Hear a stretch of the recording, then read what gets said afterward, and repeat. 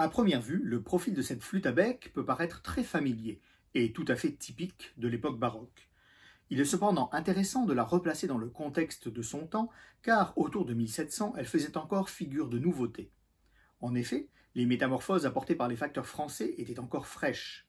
Durant les 2 premiers tiers du XVIIe siècle, les hautbois, bassons et flûtes étaient construits d'une seule pièce et accordés à un diapason élevé et sonore, assez proche en cela des standards en usage à la Renaissance.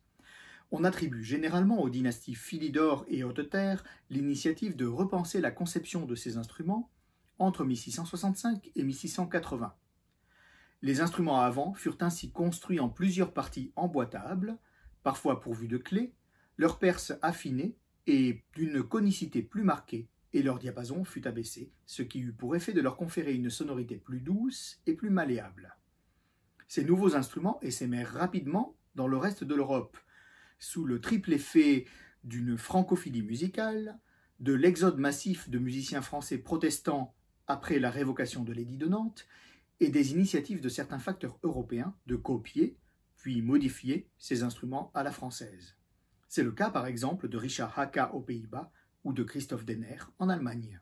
En Angleterre, la musique connut une vague française en 1673 à l'arrivée du compositeur Robert Cambert, suivi de plusieurs flûtistes et oboïstes parmi lesquels figurait Jacques Paisible. En 1688, Pierre Jaillard, un jeune facteur originaire de Bourg-en-Bresse et qui prendra ainsi le surnom de Bressan, s'installe à Londres, après quelques années d'apprentissage à Paris.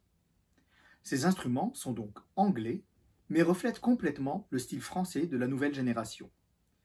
Il fabriqua des flûtes à bec, traversières, hautbois et bassons d'excellente réputation, puisqu'ils furent joués dans toute l'Europe. Il forma probablement Stainsby Senior et Schuchart, influençant donc la facture anglaise de la génération suivante. Cette copie d'une flûte alto de Bressan a été réalisée par Henri Gouin. Elle est accordée au diapason grave des Français avec un La à 392 Hz.